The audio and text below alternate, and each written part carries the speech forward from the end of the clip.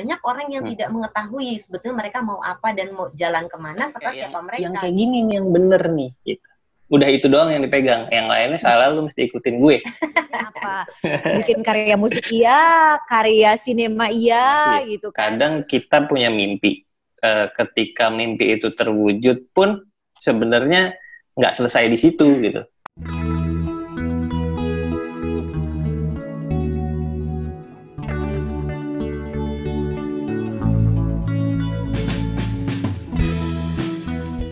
Hai teman-teman, apa kabar? Nggak kerasa kita udah berada di episode yang kedua nih sekarang. Ya, kalau minggu lalu kita bicara dengan Mbak Diani Pranata, hari ini kita juga akan kedatangan narasumber yang lainnya juga nggak kalah menariknya. Mau bicara juga tentang transformasi. Seperti biasa, saya juga ditemani oleh sahabat saya, Ayu Sutomo, yang akan bersama-sama ngobrol tentang transformasi diri. Jadi transformasi buat hidup kita makin berarti. Nah, lebih seperti itu yang ingin kita bahas, teman-teman. Nah, hari ini kita akan ngobrol sama Mas Ferry.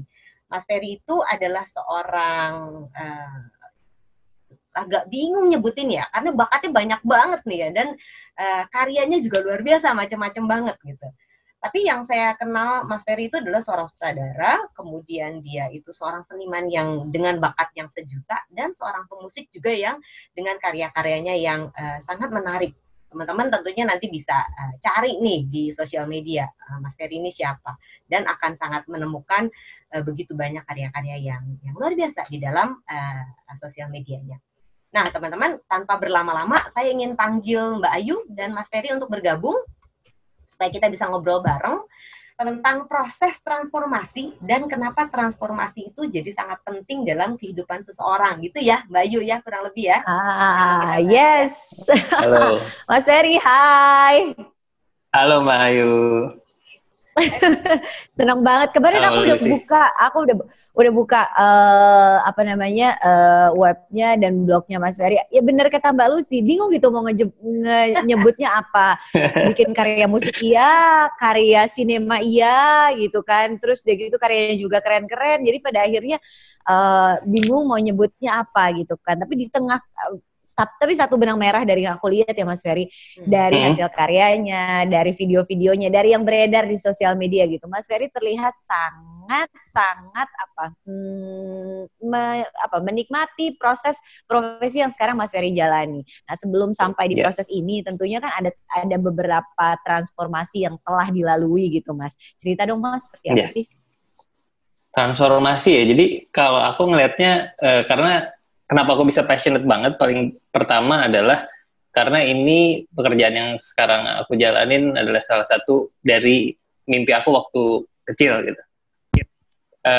Dulu sangat suka sama yang namanya nonton, jadi nonton video, nonton dan salah satu ininya juga musik kan, kegemarannya musik. Jadi ketika udah ngejalanin, ngelihat pengennya dulu waktu kecil pengen jadi sutradara video klip gitu, karena suka nonton, suka musik juga, kayaknya nyambung ini ya gitu, atau film gitu, karena itu adalah gabungan dari dua unsur seni gitu. Dan apalagi kalau film kan adalah gabungan dari semuanya gitu, seni tarinya juga ada, tergantung kita mau mengolahnya seperti apa, musik di situ, visual juga ada gitu, bahkan crafting pun ada di situ gitu. Kenapa aku passionate? Karena ya nggak banyak orang yang cukup beruntung bisa menjalani profesi yang sesuai dengan kegemarannya gitu. Iya. Gitu. Jadi kalau aku sih itu pertama. Di zaman sekarang kan banyak itu loh Mbak Ayu, banyak orang yang sangat mengedepankan passion gitu.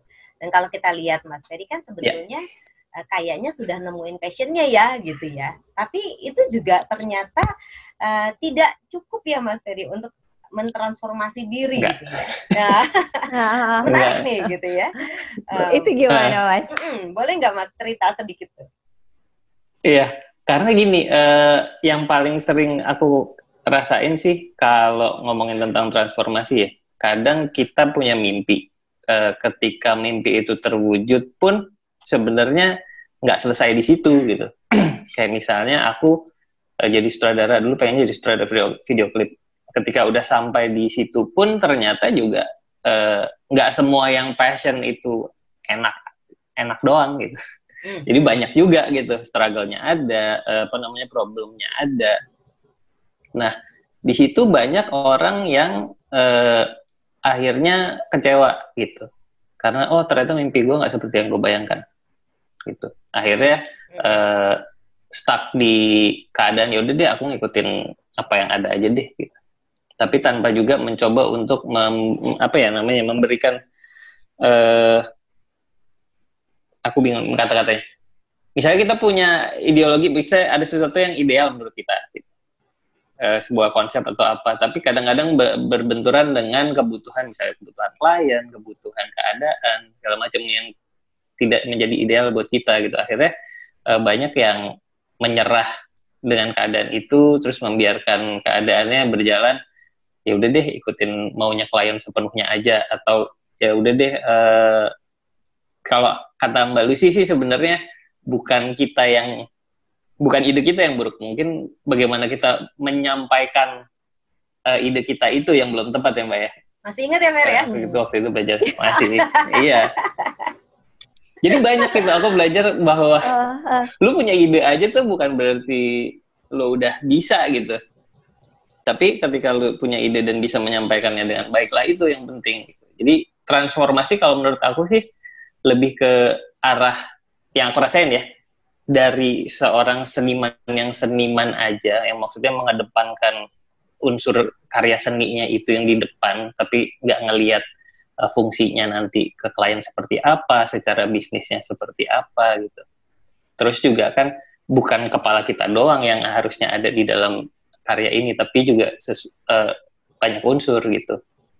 Banyak misalnya kita berkolaborasi juga ada buah pikiran orang lain, ada buah pikiran klien yang harus kita selaraskan gitu. Nah, untuk sampai ke situnya memang butuh proses, dan transformasi itu tuh yang berat sebenarnya. Kalau apa sih ngerasanya gitu. Oke. Beratnya di mana Mas? Beratnya? Beratnya adalah pertama yang biasa kejadian yang apalagi yang berat untuk para seniman itu adalah egonya. Egonya biasanya paling depan, gitu. Kadang kita merasa kayak yang kayak gini nih yang bener nih, gitu. Udah itu doang yang dipegang, yang lainnya salah, lu mesti ikutin gue. Gitu. Iya. Itu banyak. Itu kalau yang aku lihat jadi faktor banyak penentu kegagalannya para seniman sebenarnya. Karena kekeh dan mempergunakan itu di ranah pekerjaan. Ketika berkarya, ya lo boleh pakai ideologi ego lo sendiri. Tapi ketika itu sudah masuk ke ranah pekerjaan, profesi sebagai pekerja seni, itu udah nggak bisa diaplikasikan lagi gitu. Makanya ego itu juga yang banyak bikin berantem sama klien, terus jadi nggak dipercaya lagi. Terus kadang kita juga nyalahin kliennya aja yang bego, nggak ngerti gitu. Padahal mungkin kita juga yang nggak bisa mengkomunikasikan dengan baik seperti apa gitu. Jadi transformasi besar yang aku rasakan kemarin itu adalah berubah dari mindset yang hanya seniman, tapi berubah ke arah bahwa di sini kita bekerjanya tuh berkolaborasi bersama gitu. Itu sih. Sebagai seorang profesional lebih tepatnya. Mbak Lucy menggeser ego gitu ya Mbak Lucy, berbicara mengenai transformasional yang dialami oleh Mas Ferry itu kan berbicara mengenai transform. Kalau saya melihatnya tuh kayak yang bergerak, berpindah atau transform itu adalah mindsetnya gitu, yang awalnya sangat mengutamakan ego, seniman seperti ini gitu, tapi akhirnya bisa mencair dan kemudian merasa bahwa ya nggak cukup gitu aja gitu kan, harus ada hal-hal lain yang menjadi pertimbangan. Mbak, itu bisa berubah ya? Bisa berubah ya? Bisa berubah ya, Fer ya? Kayak gitu, Mbak. Itu gimana, Mbak? Iya. Sebenarnya ada 3 hal yang sangat kasus-kasus Ferry nih ya. Kalau khusus untuk bahasannya Ferry gitu ya. Tadi kan Ferry cerita bahwa seorang seniman punya ego dan sebagainya. Terus kadang-kadang jadi fokus kepada apa yang dianggap baik tanpa mau mendengarkan orang lain. Sebetulnya itu klasik ya, nggak cuma seniman, banyak sekali orang-orang yang seperti itu gitu, yang membuat mereka ini tidak bisa bertransformasi. melihat mengacu kepada isu inilah gitu ya. Tadi pertanyaannya Mbak Ayu, bisa nggak sih berubah? Bisa, asal ada 3 hal nih gitu kan. Jadi sebetulnya kunci kesuksesan sebuah transformasi diri itu 3. Yang pertama adalah mengenali betul siapa diri kita gitu. Kalau misalnya kita nggak tahu, nggak mengenali siapa diri kita, gimana kita tahu bagian mana yang harus ditransformasi gitu, iya kan? Itu yang pertama. Yang kedua, ngerti banget tujuan kita tuh apa sih goals besar dalam kehidupan kita. Dan yang terakhir adalah bagaimana kita betul-betul mau untuk bertransformasi. Pada saat kita memutuskan untuk mau untuk bertransformasi, itu nggak, kayak tadi Ferry bilang, nggak nyaman ya Ferry ya, nggak gampang gitu kan, karena harus ada komitmen, harus ada konsistensi, harus mau terus-menerus belajar, harus mau nerima feedback, dan sebagainya. Jadi, setuju banget yang tadi Ferry katakan, ketika sebuah tujuan itu tercapai, nggak berarti proses transformasinya berhenti. Jadi yang namanya proses transformasi pun akan berkelanjutan terus-menerus, selaras dengan berubahnya tujuan-tujuan yang mau kita capai. Gitu.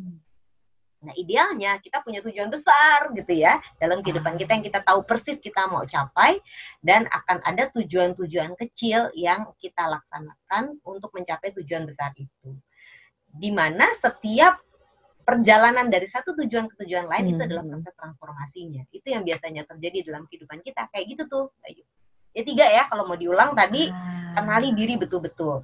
Sebetulnya kita ini siapa? Apa sih kelebihan dan kekurangannya kita? Kemudian kita punya goals besar apa sih? Dan kita punya goals-goals kecil apa sih? Dan yang terakhir adalah betul-betul mau untuk bertransformasi. Komitmen, konsisten, dan terus mau belajar. Karena banyak nih Mbak Ayu dan Fer, kayak kita juga ngobrol ya Fer ya, banyak teman-teman kita yang cita-cita mulianya mau berubah, mau bertransformasi jadi orang yang lebih baik, tapi nggak melakukan yang ketiga tadi, sungguh-sungguh mau berubah, ya nggak jalan. Karena kan sebetulnya tanggung jawab dan kontrolnya ada di orang yang mau bertransformasi ya. Kita yang nemenin para coach atau para psikolog atau sahabat-sahabat itu hanya bisa sekedar membantu untuk membukakan pikiran, menjadi model, berdiskusi, menemukan jalan yang nanti akan ditindaklanjuti oleh orangnya sendiri. Itu sih sebetulnya. Itu simpelnya kan gini, Mbak. Jadi, kalau tapi aku awal, sih, gimana, Mas?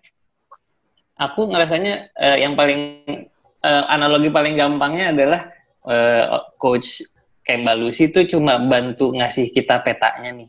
Lu bisa lihat nih jalannya ke sini, yang lu bisa jalan ke sana, ke sini, ke situ gitu. Tapi intinya yang harus setelah itu yang jalaninnya ya kita sendiri gitu. Bener banget. Jadi memang kalau kita udah tergantung dari kitanya nih bisa mau ngejalanin, dan mungkin juga di tengah jalan akan lihat cabang kiri dan kanan lagi yang baru. Aduh, gue mau kemana nih? Ya reference point-nya adalah yang kita lihat peta itu. Oke. Kita kadang kita lihat lagi petanya. Yang harusnya kita ikutin yang mana, kita cek ulang. Selalu gitu sih aku, Mbak Lucy. Iya. Kadang sering banget soalnya gangguan-gangguan itu juga datang lagi gitu. Distraction lagi ya, Fer ya. Nah, ya petanya pun kan yang bikin Anda sendiri gitu kan. Jadi betul-betul sebuah peta yang kita ciptakan untuk mencapai tujuan kita yang memang harusnya menjadi pegangan ketika kita mau bertransformasi. Jadi idealnya memang Jadi idealnya memang setiap orang harusnya tuh punya peta buat diri dia sendiri gitu ya Mbak ya Mas Ferry ya. Yang emang harus dia pegang dalam sepanjang perjalanan hidupnya dia mau kemana gitu kan. Mas Ferry dan Mbak Lucy, kan kalau tadi Mbak Lucy bilang sebenarnya proses awalnya itu kan ada 3 prosesnya, yaitu kenalin diri dulu, ngerti banget gitu tujuan kita, kemudian benar-benar mau melakukan transformasi dan siap dengan segala tantangan-tantangan dalam proses tersebut gitu. Nah kalau misalnya Mbak, ada kan mungkin orang yang dirinya sendiri dia gak kenal gitu loh Mbak, gue ini siapa ya, maunya apa ya gitu, terus kenapa gue bisa ada di sini ya, itu loh, bahkan basic buat menuju transform aja dia belum dapet gitu. Mas Ferry sempat ngalamin bingung yang gue kok begini ya, itu sempat gak ngalamin kayak gitu? Kalau aku pribadi mungkin aku bisa bilang sudah mengenal diri sendiri, cuma keseringannya adalah ada yang denialnya sedikit juga gitu. Jadi kadang kayak mungkin di dalam diri menyadari kayak aduh gue sebenarnya anaknya agak males sih gitu. Cuma kita tutupin dengan yang lain, kadang itu. Kadang kayak enggak lah gue gak, ini denial aja. gitu. Itu satu. Kedua, mungkin kalau teman-teman beberapa ada juga yang gitu bener-bener nggak tahu. Kalau ditanya, lu maunya apa? Gue nggak tahu gitu. Dan banyak itu nggak dikit. Iya. Gitu. Salah satunya waktu ngobrol sama Ferry ya, yang balik lagi yang mendorong aku untuk mau ngerjain sharing lebih banyak di sosial media tuh sebenarnya Mas Ferry nih, yuk gitu. Nah, balik lagi dari obrolan yang sebelum-sebelumnya, itulah juga yang jadi alasan kenapa kita pengen lebih banyak sharing di sosial media. Karena banyak orang yang tidak mengetahui sebetulnya mereka mau apa dan mau jalan kemana serta siapa mereka gitu. Itu ya, Fer ya? Iya, banyak banget, Mbak. Dan kebanyakan itu juga nggak terlalu tahu gue siapa, gue gimana, karena mungkin sebenarnya kalau Mbak Lucy bilang sebenarnya nih mungkin di dalamnya dia tahu, cuma nggak tahu cara menggalinya aja ke sana gimana gitu. Karena yang paling gampang adalah kalau lu nggak tahu lu maunya apa, tapi lu pasti tahu lu nggak maunya apa. Gitu ya, Mbak. Iya. Cara paling gampangnya gitu. Iya. Gitu. Jadi nanti bisa dibantu untuk menemukan itu gitu. Iya. Sebetulnya balik lagi Mbak Ayu ke pertanyaan Mbak Ayu tadi. Terus gimana dong gitu? Gimana dong caranya gitu kan? Yang paling mudah dilakukan adalah mau rendah hati untuk dengerin feedbacknya orang. Mau rendah hati untuk minta feedback sama orang. Kan kalau teman-teman di ranah profesional pasti udah kenal yang namanya Johari Window ya. Kita kan ada area-area dalam diri kita yang kita sebetulnya nggak tahu kita tuh siapa.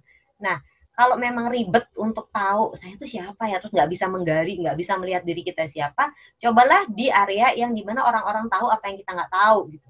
Kita bisa start dari situ. Misalnya tanya sama Mbak Ayu, kayak Lucy deh kemarin yuk, waktu aku tanya sama Ayu, yuk kalau Ayu ngelihat Lucy, sebetulnya Ayu dapat impresi apa sih gitu kan.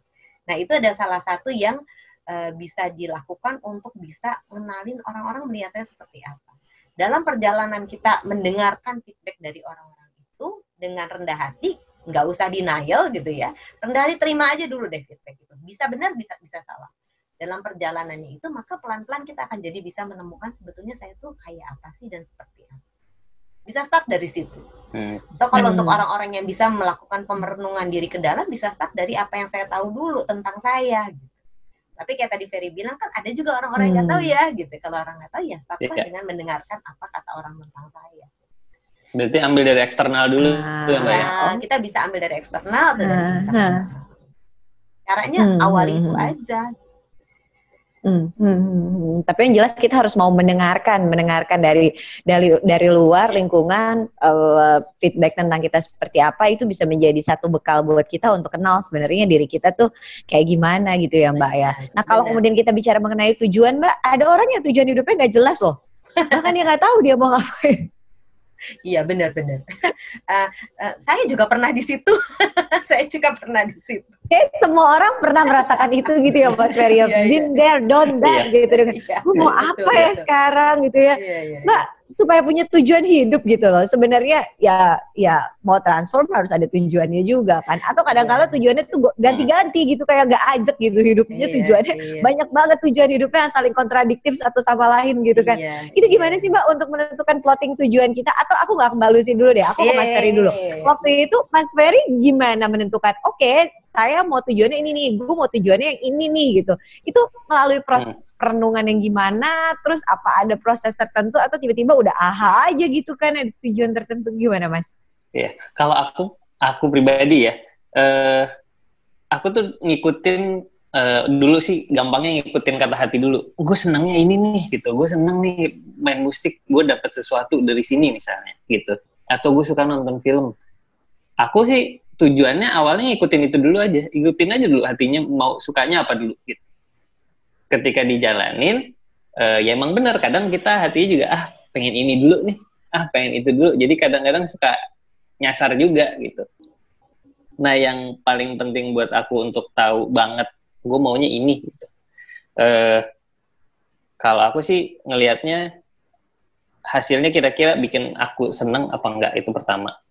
Kedua, bisa bikin aku jadi orang yang lebih baik atau enggak, itu kedua. Untuk menemukan itu ya, apa tujuan-tujuan hidup paling utama gitu. Selama itu masih dua hal itu nyambung, kalau buat aku, itu aku jalanin dulu. Segampang itu aku menentukannya.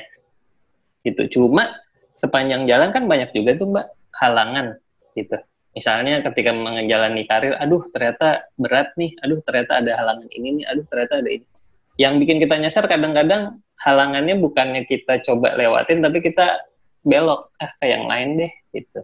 Misalnya nggak boleh sama orang tua, oh ya udah deh gue jadi dokter aja gitu. Akhirnya sampai diikutin jalan terus baru sadar 30-an gitu kayak gue ngapain ya di sini. Iya. Karena banyak menghindari jalan yang harusnya kita ambil. Kita udah tahu nih gue sebenarnya maunya itu gitu. Cuma karena terlalu banyak halangan kita akhirnya nyasar sendiri gitu. Jadi kalau dari aku lebih kepada semuanya itu kan butuh pembiasaan ya gitu. Orang yang nggak tahu tujuannya apa, nggak tiba-tiba lantas jadi tahu tujuannya apa gitu. Tapi perlu proses pembiasaan. Jadi mulailah dengan memiliki tujuan-tujuan kecil dulu gitu. Kalau belum bisa menentukan tujuan hidup aku apa gitu di masa depan, fine, nggak apa-apa. Tapi berlatihlah untuk memiliki tujuan-tujuan kecil dulu. Sesimpel kayak gini, sehari ini saya mau ngapain sih? Bisa mulai start dari situ. Hari ini apa sih yang jadi tujuan saya? Kalau udah pinter punya tujuan tiap hari, minggu ini, bulan ini, quarter ini, setengah tahun ini, tahun depan saya mau jadi apa?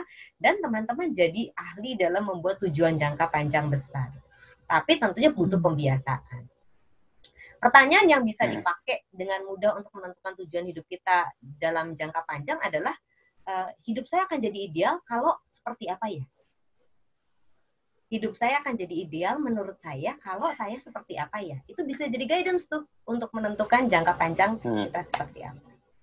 Bayu, udah mau 30 menit lagi nih rupanya waktu. Gitu ya? Iya. Ini lagi mencerna gitu. Lagi mencerna dan kemudian berpikir lagi. Sampai berpikir gini loh Mas Ferry aku. Hidup saya idealnya akan seperti apa? Itu kayak pertanyaan satu statement yang ngucapnya gampang. Lo pengen hidup lo tuh ideal yang kayak gimana? But exactly ketika lo disuruh mikir untuk jawab lo mau kayak gimana dengan hidup ideal lo, gak gampang loh itu untuk ngejawabnya.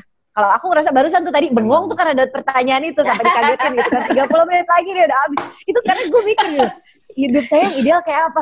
Terus gue mikir gitu, ideal gue hidupnya kayak apa ya? Ini baru nyadar kemudian, ini pertanyaan yang gampang diucapin, tapi kayaknya sulit untuk kemudian bisa menjawab. That's why mungkin kita butuh guidance dari coach transformational untuk bisa ngejawab ini kali ya. Saking susah kadang-kala di pertanyaan yang kesannya gampang tapi susah untuk dijawab gitu kali ya. Iya, ada tekniknya sih gitu. Sebetulnya sesederhana untuk memecahnya menjadi berbagai segmen-segmen dalam kehidupan kita yang terus akhirnya bisa kita jahit jadi satu untuk menuju kepada sebuah hidup yang ideal. Kayaknya kita harus obrolin di segmen berikut deh Mbak Ayu. Benar, baru mau ngomong itu akan menjadi episode berikutnya ya. Bagaimana menemukan tuh si hidup yang ideal itu ya. Iya, benar, menemukan hidup yang ideal. Mas Ferry tergabung lagi ya. Iya, oke. Menarik ya. Kita gabung lagi deh. Langsung ditodong. Mungkin aku nambahin. Nambahin dikit aja. Nge-recap sedikit sih. Kalau yang aku lihat memang kunci paling utamanya kalau aku rasakan untuk terjadinya transformasi adalah sadar dulu dirinya seperti apa. Terus ketika udah sadar, biasanya penyadarannya itu juga butuh kita untuk menyampingkan egonya. Kadang kan kalau misalnya kita mau seperti yang tadi, gue tuh siapa sih, gue kayak apa, kita harus mau dengerin orang lain dulu kan kalau mau dari eksternal. Ya itu harus mau nyingkirin egonya. Kadang kita dikasih tau, lu tuh kayak gini gue ngeliatnya, enggak, gue nggak gitu. Kalau udah kayak gitu, udah nggak jalan. Udah bubar duluan tuh, nggak akan jalan gitu. Dan siapapun mau ngebantu kita, kalau kitanya udah dengan ego di depan kita, udah nggak bisa jalan deh pokoknya transformasi. Bener. Setuju. Oke, Mbak Ayu, rasanya harus kita tutup nih obrolan kita. Benar.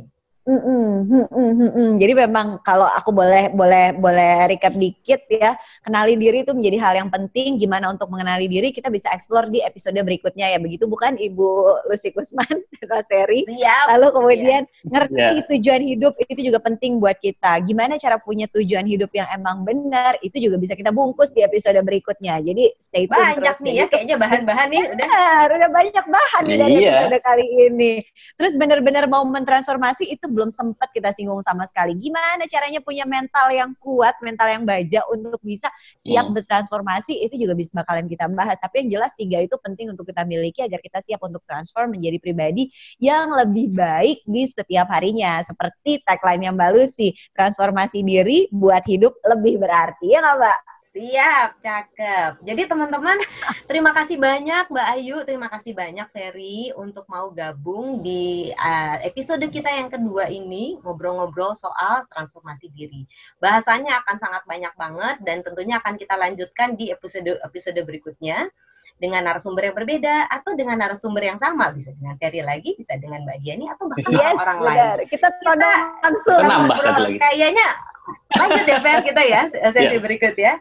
Nah teman-teman jadi silahkan like, subscribe, kemudian share dari YouTube channel ini karena balik lagi ke visinya kita bersama adalah ingin berbagi kepada banyak orang bagaimana cara-cara untuk bertransformasi diri agar membuat diri kita menjadi versi diri kita yang lebih baik setiap harinya supaya bisa bertransformasi diri buat hidup makin berarti. Sampai jumpa di episode berikutnya ya. Bye. Thanks semuanya. Bye. Thank you.